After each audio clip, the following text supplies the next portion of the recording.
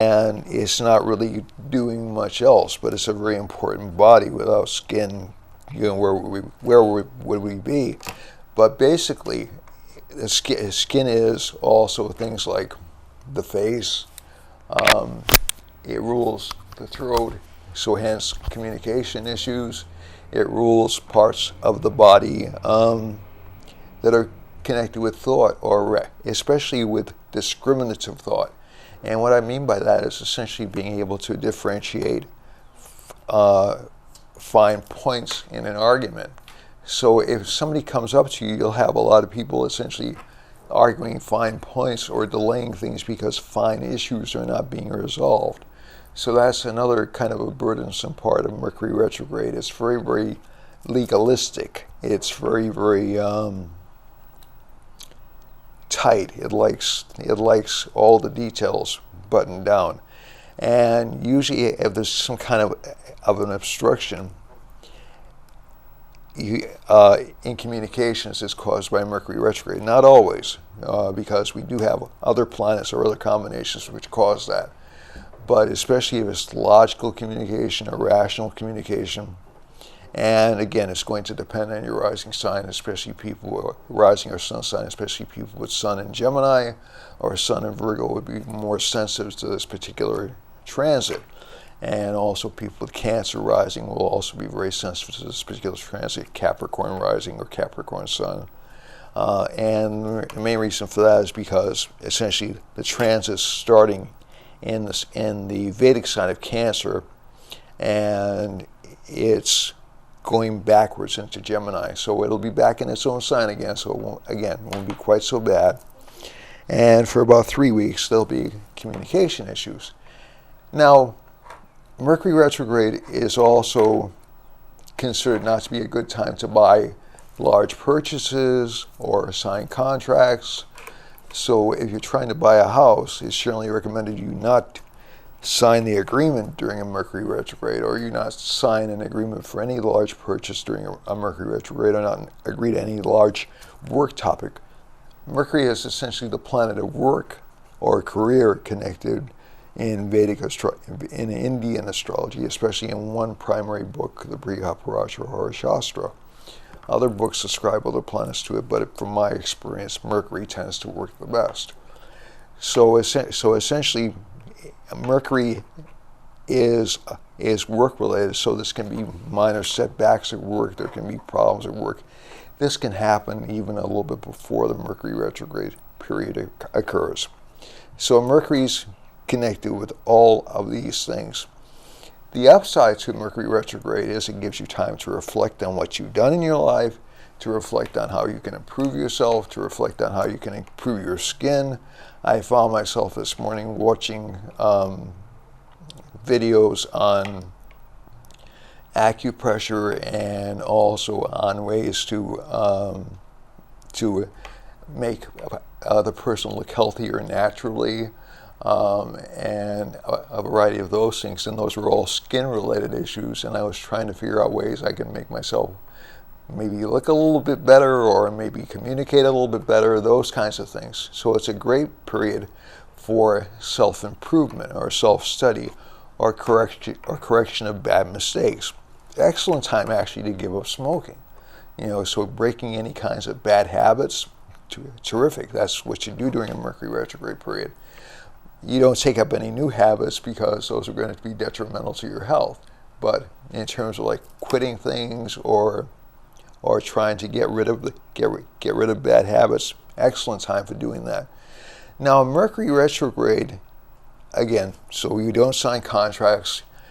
Now again, keep something in mind. If you sign a contract and you regret the terms of the contract later on, there's this wonderful thing they have in contracts called modifications or renegotiations. So you're not necessarily stuck with a bad decision you made during a Mercury retrograde.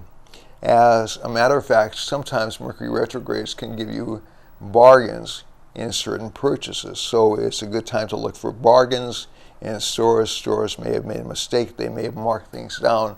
They may be discontinuing products that they don't want to keep anymore.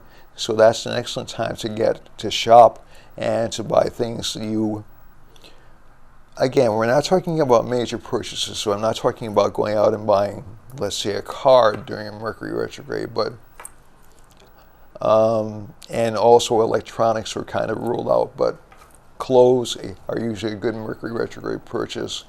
Anything connected with toys, not electronic toys, but toys, hobbies, anything that can't be essentially jimmied by an electronic malfunction.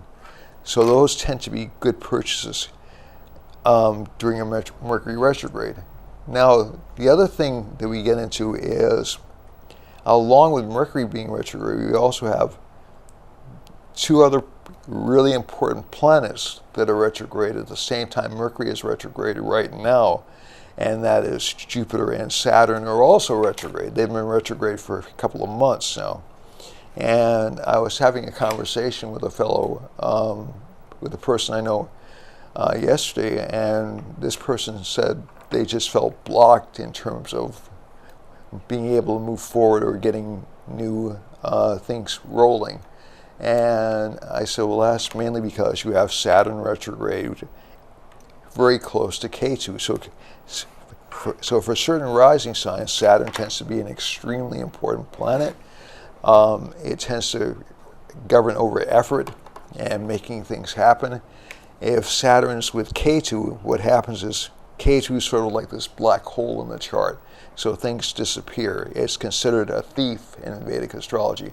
And by that I mean not only literally a thief, so you can be susceptible to theft of your possessions during bad adverse Ketu transits, but you can also be subject to just things being lost or even effort being lost. So Saturn's connected with effort and with energy and with muscle buildup, and it rules muscles. So it's all connected with effort and work and striving. So if Saturn's with Ketu and they are very close together, a lot of the effort that you put into things will seem like it just isn't noticed. Now, no energy is ever, there's a basic rule of physics that no energy is ever lost. It gets transformed into something else. So that energy will maybe go into a spiritual direction. It may go into relationships because Venus is directly opposite Saturn right now. It may go into other effects, and once Saturn and Ketu separate around late September, you'll start to see a lot of progress moving forward in things you put a lot of effort into. But with the retrograde will end in August. So essentially, but Saturn and Ketu are going to be very, very close together, and Ketu is the south lunar node. So we're going to be seeing Rahu in full glory around July 16th to 17th with the lunar eclipse, and we saw Ketu in its full glory on July 2nd for the solar eclipse. So essentially, Ketu swallows energy. It just tends to absorb it, and it turns it into spiritual activity. It can also turn it into sadhana. You can retrieve the energy if you know how to do it, and that's by strengthening Jupiter or paying attention to Jupiter in the chart. Now, Jupiter's also retrograde, so Saturn is hard work. It's making opportunities for yourself. Jupiter is a planet connected with luck or with breaks or with acquiring knowledge. So usually during Jupiter retrograde periods, it's a good time to review the knowledge you've accumulated, the activities that you put your effort into.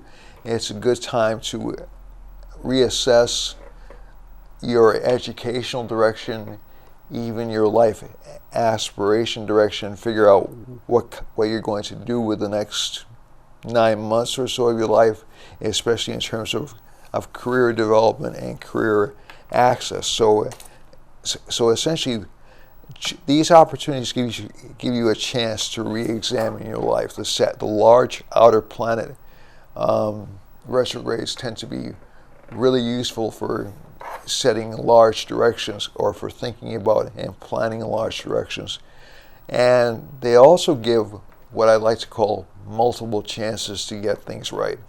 So most retrograde patterns allow a person to do over activities, to reconsider decisions they've made in the past, and see whether or not they're working for them. So you have many opportunities to get things right in this lifetime, or to get things, I won't even say right, I don't even like that word, to be honest with you, to get things in a way that move in the direction that you would like them to move. So essentially, because right assumes an objective morality, and I really don't believe in that. I believe in a subjective reality, and whatever works for you, and whatever works for me. I don't believe in breaking the law, so that's a different thing. But essentially, if you value something in your life, the standard of another person who let's say you value education, another person values money, another person values fame. Some people want all three together. Some people don't want any of those. They just want to be left alone. All those things are individual choices. The planets in your chart will drive them, especially the moon, the lunar placement in the chart. And as you go through your life, you'll find, to a certain extent, your desires will shift a little bit. And that's because you go through different planetary periods, which I explained very early on in this series of talks. But basically, when you have a retrograde, that's actually a terrific time. It doesn't feel like you're making progress. It doesn't feel like you're moving forward. And usually at best, people only feel like they're moving to the side a little bit, or they're maybe gathering information from other fields or other individuals. But it's really an exciting time because you're actually increasing your arsenal of knowledge, your arsenal of effort, your arsenal of decision-making ability, because a Mercury retrograde allows you to look at things from a dozen different perspectives. It's fascinating. Venus retrogrades allow you to figure out what makes you happy and why you're not happy, and what you want out of life and relationships. So essentially, Mercury retrograde is a great opportunity. You don't want to blow it just saying, well, I'm going to have to wait until Mercury retrograde is over to get this done because nothing will happen during Mercury retrograde. Number one, that's false. The world still moves ahead during a Mercury retrograde. You may have to correct some patterns later on, but it doesn't necessarily mean you stop what you're doing. The retrograde, and again, I can't underscore this enough, a retrograde is an illusion. Those planets are still moving forward. They're actually accumulating energy. They're more intense when they start to retrograde, and they're more intense when they start to move forward. So a lot of times people will feel large peaks of energy, large bursts of energy. I felt one last Friday when Mercury was about to go retrograde. I felt very optimistic, almost hyper optimistic. It was a great feeling, and I'm still retaining some of that as well. So that's important to keep in mind. Also, your attitude towards what's happening astrologically is extremely important, because if you look at things as opportunities rather than obstacles, you'll approach them differently. So if you're looking at a Saturn retrograde as an opportunity to say to yourself, well, maybe I should work out more, or maybe I should study more, and Jupiter, maybe I should learn some more things or expand my breadth of knowledge. I've been coasting on a certain range of knowledge for a long time, and I should really expand myself. Or Mercury retrograde, I should really try to communicate, maybe learn another language, maybe learn something new. Those are great uses of retrograde's energy. We have some outer planets. Uranus is retrograde as well right now, and I really don't use that all that much myself, because I tend to like the Indian astrological system pretty much in its classic form that doesn't include the outer planets. But for Western astrology, Uranus, Neptune, and Pluto are critical planets. They're extremely important. So essentially, what you have right now is a bundle of opportunities coming up for you. The one thing I will say, I do want to stress during this lecture. I'm just going to jump topics and talk about. So I've spoken about the retrogrades. We do have a lunar eclipse coming up. Again, this looks to be kind of an anxiety-laden eclipse because the moon is going to be in conjunction with Saturn and Ketu, so people who have tendencies towards depression or towards self-deprecating behavior or destructive behavior should be very careful during between July 16th and July 17th.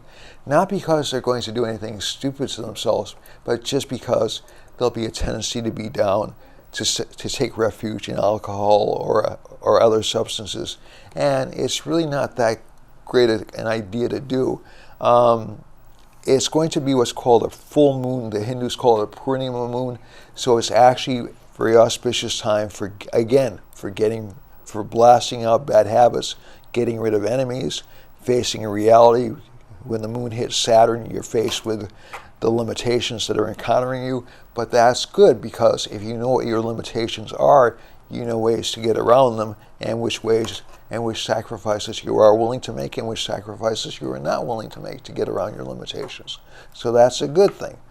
But it just means you're more aware of the problems you have as well. So that's not intended to make you depressed. Astrology is intended to give you a clear view of what's coming so that you can address it and not mistake a fleeting phenomenon. Although some of these fleeting phenomena can take years, but they're fleeting phenomena. You don't want to mistake that for a whole life pattern because they aren't that. The other thing is, with Venus, with Rahu right now until around July 22nd, July 23rd, there's a lot of re-examination of relationships going on. So people are kind of identifying what they have and what they want in relationships and what makes them happy and what makes them sad. So they might be deliberately aspiring for somebody that they want because they can't have the person, or they're aspiring for somebody who's from a different country, or they're aspiring for somebody who's more exotic or more exciting than their mate, or they're just disappointed in themselves because they're alone. And Rahu tends to make that kind of a pattern for us. It makes us feel dissatisfied. That can be a good thing because it can make you examine your life and make changes if appropriate